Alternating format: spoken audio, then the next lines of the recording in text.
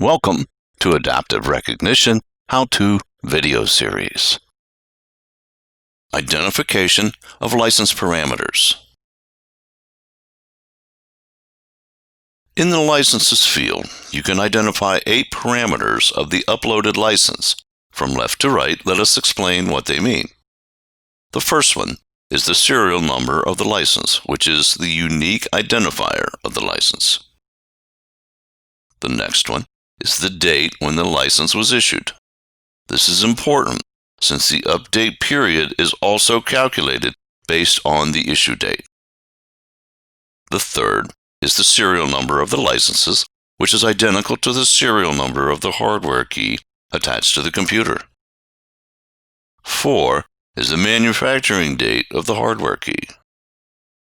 5 is the end date of the free update period, displayed as expiry date. Engines issued after this date will not work with this license unless the client pays the update license fee. All engines issued prior to this date, however, will still work with this license indefinitely. 6 is the software the license was issued for, in this case Carmen ANPR. Carmen ANPR will only run with a Carmen ANPR license. Carmen Go will only run with a Carmen Go license. 7 is the region the license was issued for. It is only number plates from this region that the engine was trained to recognize. Note that both the software and the region the license was issued for are displayed in the description field. The 8th parameter, can be identified based on the number of lines displayed in the licenses field. If there is only one line, that means a single license.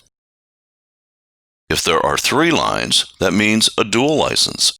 And if there are 5 lines, that means a quad license.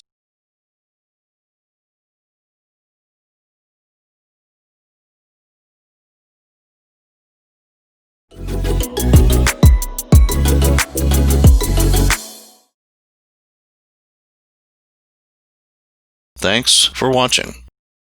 For more videos, check our channel and don't forget to subscribe.